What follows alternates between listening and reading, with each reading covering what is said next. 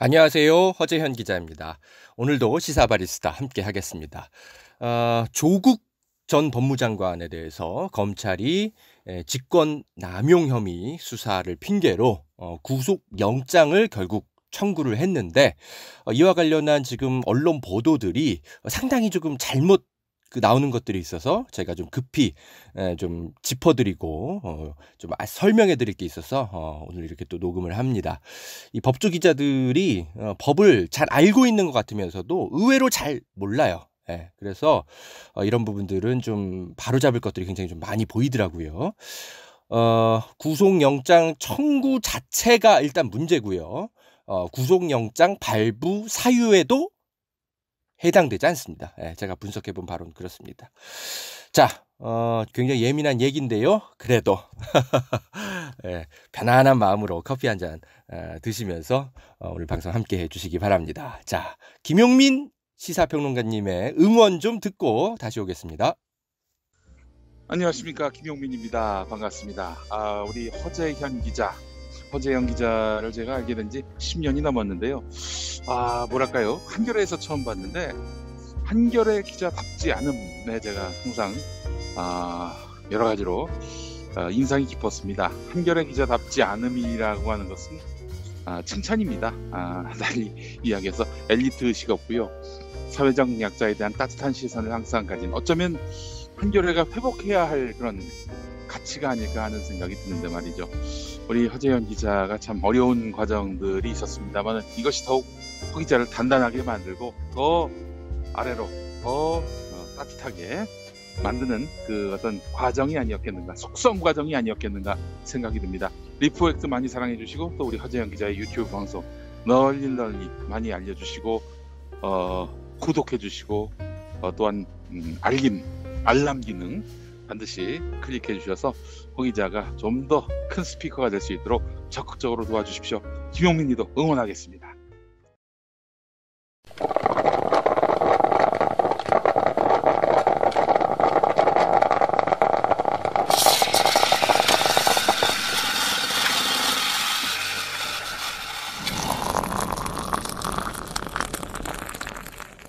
예, 시사바리스타 함께하고 계십니다. 오늘 제가 약간 그 코맹맹이 소리가 날 거예요. 감기 좀 몸살이 좀 걸려가지고 제가 약간 고생하고 있는데 조금 목소리가 코맹맹이 소리 좀 양해 부탁드립니다. 자, 조국 전 법무장관 이에 대한 수사, 이게 지금 검찰이 어디까지 이게 지금 도발을 계속 할 건지 참 깝깝하죠, 여러분 지켜보시기에. 자, 왜 검찰의 구속영장 청구가 말이 안 되는지 제가 한겨레 전 법조 기자로서 하나하나 분석해 드리겠습니다. 이 부분은 완전히 제 전문 분야네요. 구속영장 발부 사유를 먼저 좀 살펴봐 드릴게요. 그거를 이제 설명을 드리면 여러분 금방 이해가 되실 텐데, 여러분 어떤 그 범죄 혐의를 받고 있는 사람이 구속되는 게 여러분 당연하다고 생각하시죠? 사실 언론의 이미지가 그렇게 좀 만들어진 게 있어요, 보도들이. 그런데 여러분 사실은요, 우리나라에서 이 구속이라는 것은 형벌의 의미를 갖고 있지 않습니다. 구속 자체가 인신을 구속하는 거기 때문에 형벌의 성격을 갖게 되거든요. 근데 구속은 그러나 형벌이 돼서는 안 되는 거예요. 그래서 우리나라에서 그 형사소송법상 원칙적으로 구속은 예외 사유 중에 하나인 겁니다. 왜냐? 구속하는 것 자체가 형벌의 어떤 효과를 가져오기 때문에, 그래서는 안 된다는 거죠.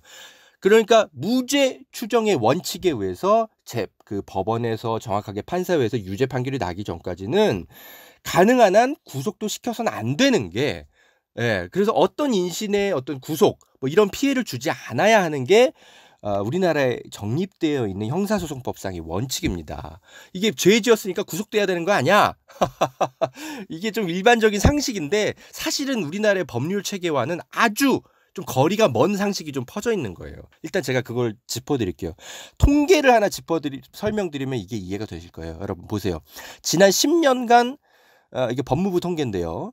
검찰에서 처리한 사건을 보면 검찰에 구속된 인원이 전체 피고인의 2% 정도밖에 안 돼요.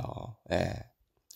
그러니까 2019년 그 대검찰청 통계를 제가 찾아보니까 피고인이 한 120만 명 정도 되는데 이 가운데 구속 인원이 2만 5천 명이 채 안 됩니다. 예. 그러니까 2% 정도밖에 구속을 안 시키는 거예요. 예. 이건 왜 그러냐면 여러분 이걸 야 어떻게 죄 졌는데 구속을 안 시켜? 여러분 뭐 이렇게 생각하실 게 아닌 겁니다. 죄 졌는지 여부는 검찰이 판단하는 게 아닌 거거든요. 판사가 판단해야 되거든요. 그런데 판사가 판단하기도 전에 구속부터 해버리면 그건 민주사회가 아닌 거죠. 여러분 사실은 잘못된 일반 상식이 너무 많이 퍼져 있는 겁니다. 자, 그래서 누군가를 구속시킨다는 건 굉장히 특별한 경우에만 가능한 겁니다. 예를 들어서 살인죄 같은 경우, 살인의 이제 구속률이 한 78%로 가장 높아요. 그다음 강도 이런 게 이제 구속률이 한 46% 정도 되고, 그다음 뭐 방화라든지 불 지른 거, 그리고 뭐 체포, 감금, 공갈, 뭐 이런 거, 성폭력 이런 것들이 한 10% 정도도 채 안 되게 이제 구속이 돼요. 그러니까 대체로는 강력범죄. 이런 것들이 좀 구속률이 좀 높은데 그런 거 제외하고는 구속률이 5% 미만으로 낮다고 보면 되십니다. 구속되는 건 굉장히 특이한 경우라고 보면 돼요. 검찰이 구속영장을 친다는 건 상당히 이례적인 겁니다. 사실은 여러분 언론 보도에 좀 착시 현상인 거예요. 이런 거는. 자, 어쨌든 그래도 그러니까 이제 이 그 검찰의 시각이 조국 장관의 당시 민정수석의 이 직권남용 혐의가 뭐 이렇게까지 뭐 살인죄라든지 뭐 강도 뭐 이런 거 수준으로 굉장히 중대하게 보고 있다는 거죠. 여러분 그렇게 보이십니까? 참. 일단 이거부터가 일단 문제고요. 자, 좋아요. 뭐 검찰의 뭐 그런 뭐 목리를 우리가 뭐 인정한다 치더라도 일단 좀 판사의 입장으로 좀 가서 구속영장 발부가 될 것인지를 한번 살펴봅시다. 이 발부 사유를 살펴보려면 형사소송법을 또 들여다봐야죠. 형사소송법 70조를 보면 구속의 사유를 이렇게 정해놓고 있습니다. 여러분.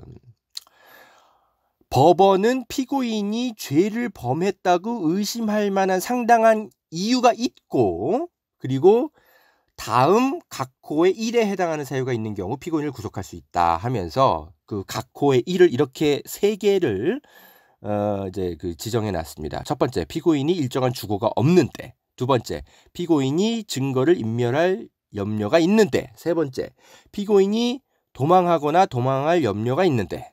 그죠?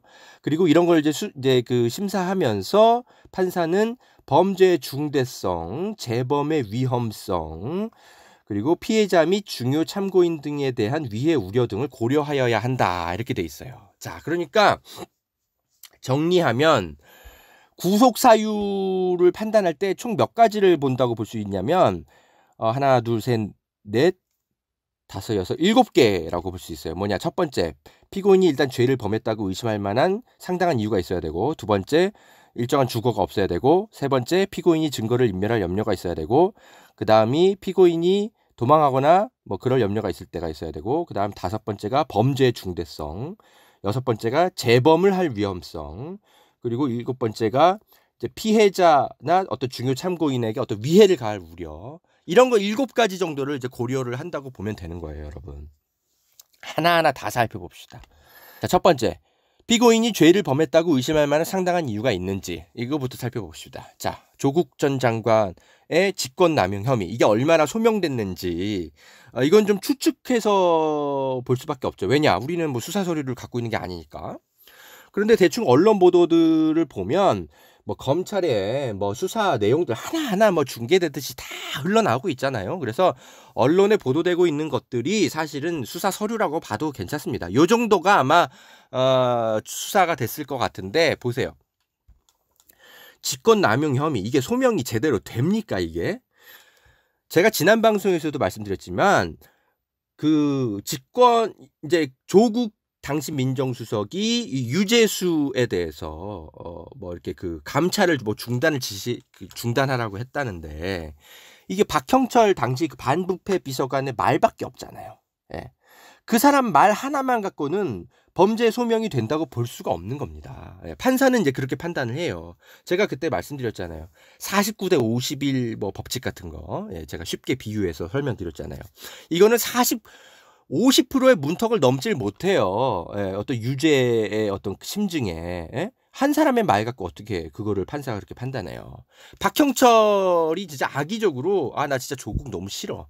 나 이 사람한테 개인적으로 일해보면서 뭔가 좀 감정이 상했어. 뭐 이래가지고 악의적으로 거짓말할 가능성도 있는 거잖아요. 판사 입장에서는 그런 걸 다 본다는 겁니다. 그러면은 박형철 비서관은 조국 장관이 지시해서 난 더 이거 감찰하고 싶었는데 못했다. 뭐 이런 주장을 박형철 비서관이 설사 하더라도 이 사람의 말 하나만 갖고는 범죄 소명이 안 되는 거예요. 그다음 두 번째, 물증을 그러면 검찰이 얼마나 확보했느냐, 이런 증언 말고 이런 걸 좀 봅시다. 청와대에서 무슨 뭐 압수수색 해가지고 뭐 유재수 뭐 텔레그램 뭐 복원해서 뭐 갖고 있다고 하잖아요. 예? 그런데 이 텔레그램 그 메시지 내용이 뭡니까? 조국 장관, 당시 조국 민정수석이 제보를 받아가지고 야 유재수 이거 감찰해야 된다 해가지고 조국 민정수석이 지시해가지고 유재수 본인 동의하에서 텔레그램 복원 지시했던 거잖아요. 그러면은 청와대가 이미 확보해서 가지고 있었던, 그러니까 조국 장관, 조국 수석도 이미 알고 있었던 텔레그램 메시지인 거거든요. 그럼 거기에 어떤 내용이 들어있겠습니까? 직권남용 혐의가 인정이 되려면 이런 게 있어야, 이런 메시지가 텔레그램에 있어야 되거든요. 야, 유재수 우리 편 사람이니까 봐줘야 돼. 야, 이거 VIP가 이 사람 우리 편이니까 봐주자고 하네. 이거 우리 이거 계속 감찰해야 되는데 이거 안 되겠어. 이런 조국의 메시지가 텔레그램 안에 들어가 있어야 돼요. 근데 아까도 말씀드리지만 이건 유재수 휴대폰이거든요. 그런 메시지가 조국 휴대폰에선 나올 수 있어도 유재수 휴대폰에선 나올 수가 없죠. 예. 그러니까는 청와대가 압수수색해서 가지고 있다고 하는 그 텔레그램 메시지에서도 조국 전 장관의 그 직권남용 혐의가 입증될 만한 물증은 없어요. 있을 수가 없습니다. 그리고 세 번째, 조선일보 보도 보니까 무슨 뭐 송병기 울산시 경제부시장 업무일지 뭐 이런 거 자꾸 나오던데, 이 뭐 조선일보에 따르면 VIP는 임동욱은 용서할 수 없는 자들 뭐 이러면서 뭐 이런 게 있다고 얘기하면서 조선일보가 은근슬쩍 막 흘리는데 어디서 뭐 검찰한테 또 들었나 보죠. 근데 이거는 청와대 하명 수사 의혹 관련한 어떤 그런 업무 일지예요. 예. 그러니까 이거는 조국의 직권남용 혐의 수사와는 사실 별건의 수사입니다. 그래서 자꾸 이거 기사에 좀 뭉개가지고 이거 뭐 검찰이 뭐 가지고 있는 업무 일지 어쩌고저쩌고 하면서 조국 뭐 관련한 무슨 기사들을 자꾸 끼워넣기 하는데, 이 기자들이 이거 자꾸 좀 이렇게 쓰면 안 됩니다. 이건 청와대 하명 수사 의혹권과 관련한 어떤 증거는 될 수 있어도 조국 장관하고는 아무 관련 없는 그 증거 업무 일지예요. 예. 자, 지금 제가 기사들을 탈탈 털어서 다 보는데 요 정도밖에 확인이 안 돼요. 예, 검찰이 아마 웬만한 건 다 흘렸을 텐데 조국 전 그 민정수석의 범죄 혐의는 소명이 안 됩니다. 예, 박형철 비서관의 말밖에 없는 거예요. 예. 자, 첫 번째 그래서 하나 탄핵됐죠. 죄를 범했다고 의심할 만한 상당한 이유, 이게 아마 소명이 안 될 겁니다.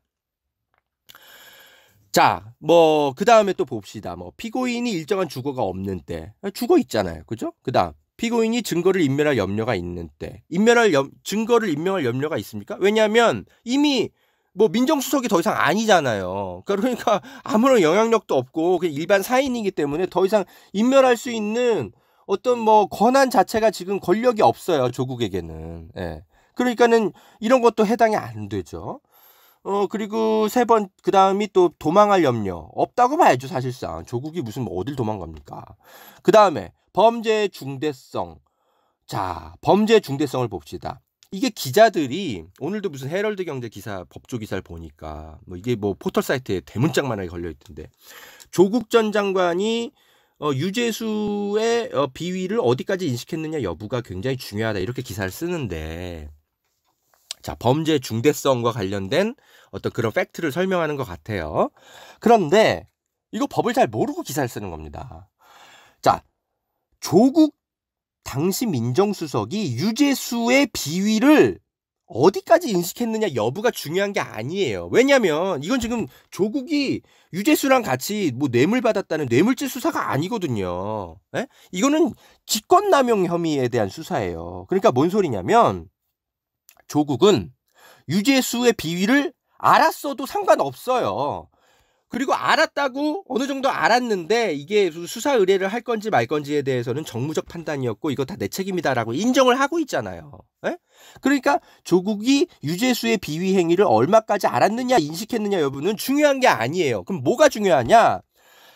이 사람 감찰을 더 해야 되는데 어떤 윗선에 의해서 막 강요가 막 와가지고 이거 얼마나 조국이 노력해서 이거를 끝까지 막아냈는지 감찰을 못하게 막아냈는지 이런 게 입증이 돼야 이게 범죄의 중대성으로 연결이 되는 거예요. 그러니까 뭐 그냥 상상해 보는 거예요.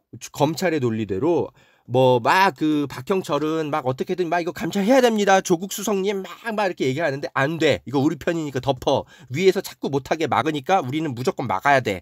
더 이상 하지 마. 뭐 이런 식의 말을 했다거나 이런 것들이 여러 가지가 입증이 돼야 되는 거예요. 그게 바로 직권 남용인 거거든요. 권한을 너무 남용해서 공무원의 권한을 남용해서 부하 직원한테 해야 될 일을 못하게 막은 거. 이게 직권 남용 혐의가 되는 겁니다. 그러니까 조국 전 민정수석이 유재수의 비위 행위를 얼마나 알고 있었느냐 여부는 중요한 게 아니에요. 이건 뇌물죄 공범일 때 조국 전 장관이 뇌물죄 공범으로 수사받을 때가 중요한 거고, 이거 기자들이 법을 잘 모르고 기사를 쓰는 겁니다. 이 법조 기자들인데도 이래요. 그런데 이런 게 포털 사이트에 대문짝만하게 걸려서 막 사람들이 막 열심히 보고 있더라고요. 참 제가 보면서 한심해가지고. 자, 그래서 범죄의 중대성 이런 부분들이 제대로 소명이 될 수가 없죠. 박형철 비서관만 이런 주장을 하는 거잖아요. 만약에 박형철 비서관이 뭐 조국 민정수석과의 뭐 그 대화 뭐 휴대폰 메시지를 공개한다거나 해서 내가 감찰을 더 하려고 했는데 조국 수석이 절대 못하게 했다.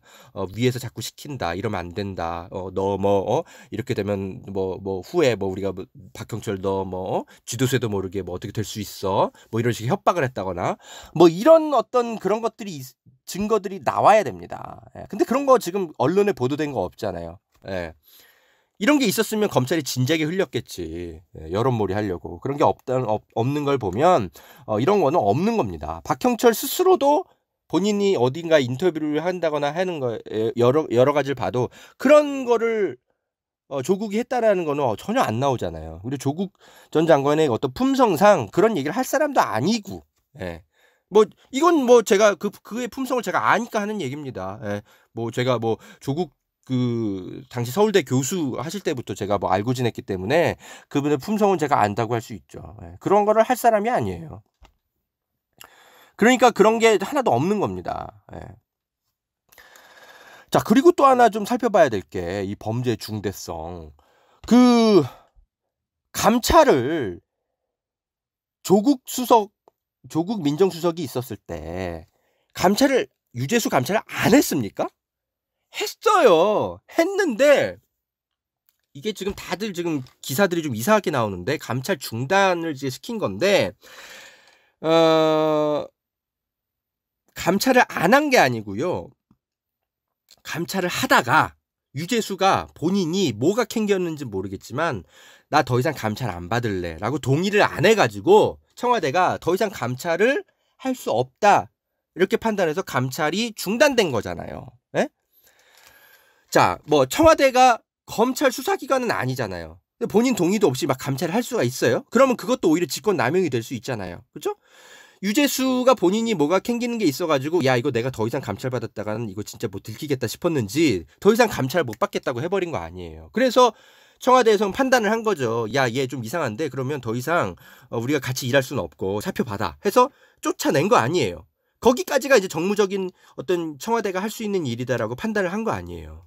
그러면은 어디까지 더 했었어야 되느냐 뭐 이런 비판은 있을 수 있죠. 그래서 뭐 3인 회의 때 뭐 조국 수석이 뭐 수사 의뢰를 할 건지 말 건지까지 범죄가 좀 있어 보이는데 혐의가 있어 보이는데 그러면 수사 의뢰까지 우리가 할지 말지 이런 거를 논의했다는 거 아니에요.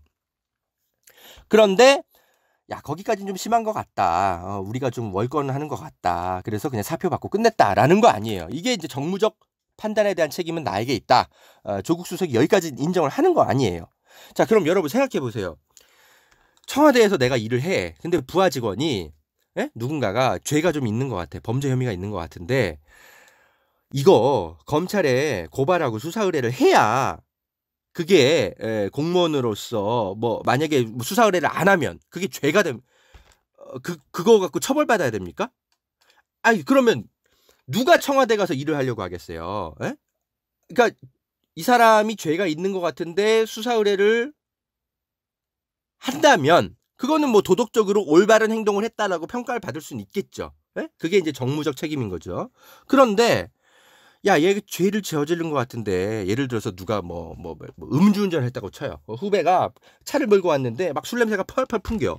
그러면은 그거 갖고 여러분 야, 얘 후배가 이 공무원이 이래도 돼? 이러면서 수사 의뢰 해야 된다고 생각합니까? 도덕적으로는 해야 된다고 얘기할 수 있죠. 근데 만약에 수사 의뢰를 안 했어요. 그러면 그게 처벌받아야 됩니까? 이건 전혀 다른 문제인 거예요. 그러니까 도덕적 비판과 형사처벌을 할 것을 지금 구분하지 않고 막 지금 검찰이 조국 수석이 수사 의뢰를 안 한 거는 범죄다. 이렇게 지금 몰아가는 거예요. 이게 말이 됩니까? 예. 그러면은 어떤 사람이 청와대에 가서 근무하려고 하겠어요. 예.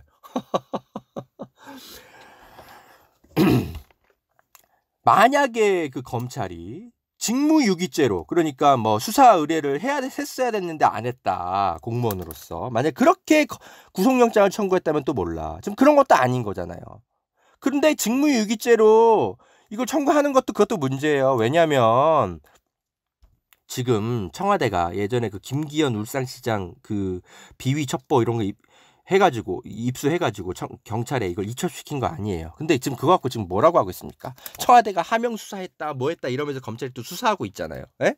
그러면은 범죄 혐의가 입수돼가지고 수사기관에 이걸 이첩시킨 것 갖고도 뭐 청와대가 뭐 하명 수사했다는지 막 이러면서 수사하고 있으면서 그럼 이것도 그럼 논리적으로 모순되는 거 아닙니까?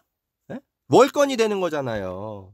김기현은 뭐 이렇게 이렇게 경찰한테 수사 이게 그 첩보를 이첩했다고 해서 이거 범죄다 이러면서 막 이러고 있으면서 그럼 유재수에 대해서도 똑같이 이렇게 하면 청와대 하명 수사입니까? 그럼 그것도 수사해야 되겠네요. 검찰이 말이 안 되는 얘기를 하고 있는 거예요. 자, 그래서 이게 지금 과연 이게 수사 의뢰까지 안 했다고 해서 이 범죄 인식 여부가 있었는데 수사를 의뢰를 했어야지 이걸 왜 안 했냐. 이걸 가지고 직권 남용이 과연 되는 거냐. 이게 지금 범죄가 성립되는지 여부조차도 지금 논란이 되고 있는데 당연히 범죄의 중대성 여부를 판단할 수가 없죠. 이러면 판사는 이거는 다툼의 여지가 있는 사안이라고 하면서 보통은 구속영장을 기각합니다. 당연히 안 되죠. 그 다음 6번째 분석해 봅시다. 재범의 위험성. 이건 당연히 안 되죠. 재범할 수가 없죠. 왜냐하면 더 이상 지금 민정수석이 아닌데. 그 다음 7번째. 피해자 및 중요 참고인 등에 대한 위해 우려. 이런 것도 사실상 없죠. 예. 지금 뭐 박형철하고 조국 장관이 뭐 옆집에 사는 것도 아니고 지금 뭐 서로 어디 있는지도 모르는데 박형철한테 야, 너 꼼짝 마. 뭐 이러면서 조국이 뭐 영향력을 행사할 위해 우려가 있습니까? 이런 건 있다고 볼 수가 없죠. 그래서 첫 번째부터 7번째까지 다 분석을 해봐도 구속사유, 형사소송법이 정해놓은 구속사유에 하나도 해당이 안 돼요. 예. 당연히 이거는 구속영장이 기각되고요.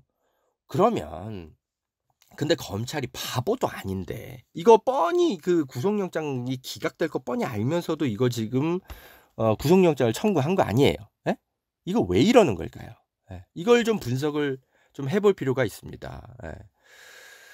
자, 요거는 커피 좀 내리고 좀 편안하게 좀 약간 호흡 좀 가다듬고 다시 오겠습니다. 이게 지금 요즘 너무 화나는 일이 많아가지고요. 이 시사 바리스타를 제가 평정심을 갖고 방송하기가 참 어렵네요. 자, 커피 좀 내리고 다시 오겠습니다.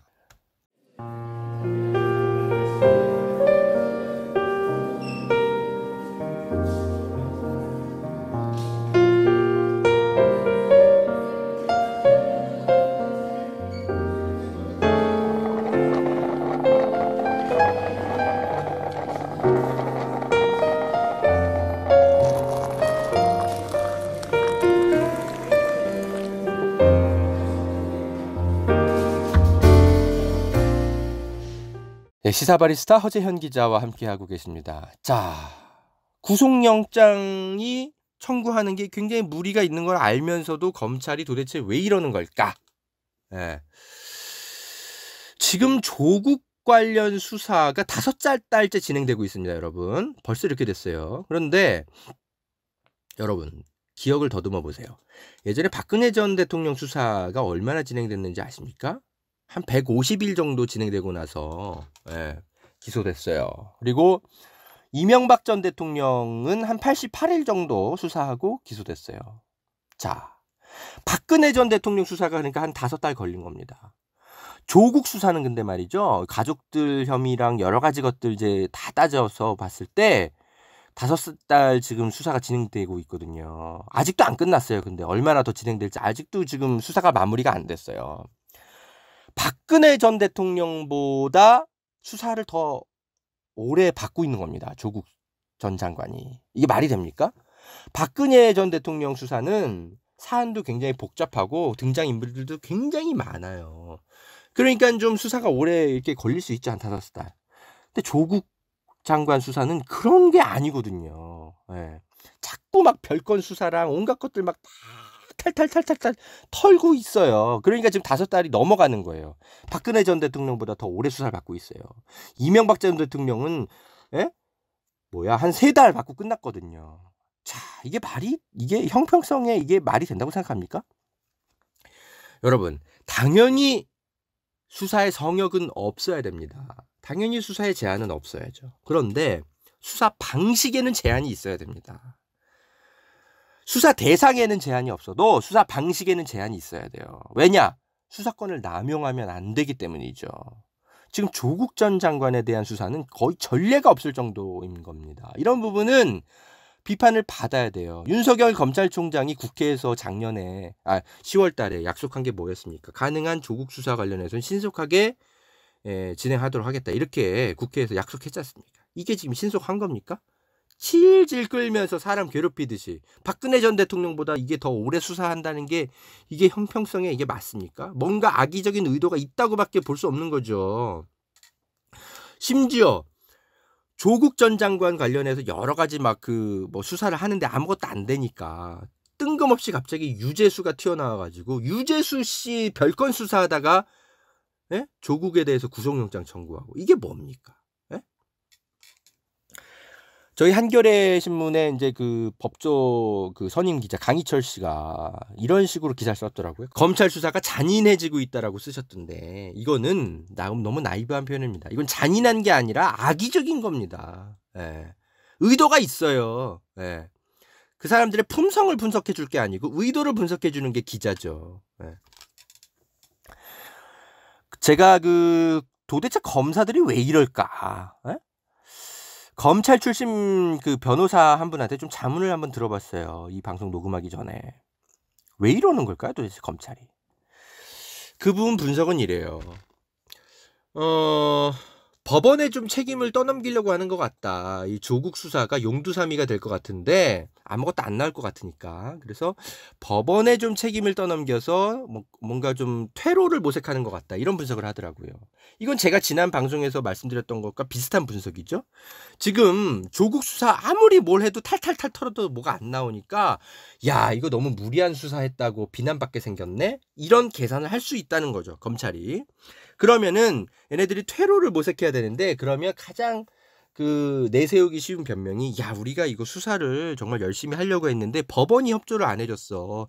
법원이 조국 휴대폰이랑 집도 압수수색을 못하게 하지. 또 그리고 구속영장도 우리가 청구했는데 이거 안 받아주지. 우리는 수사하려고 했는데 법원이 못하게 했어. 이런 식의 핑계거리가 필요한 게 아닌가. 이렇게 분석을 하더라고요. 이건 굉장히 설득력이 있어 보입니다.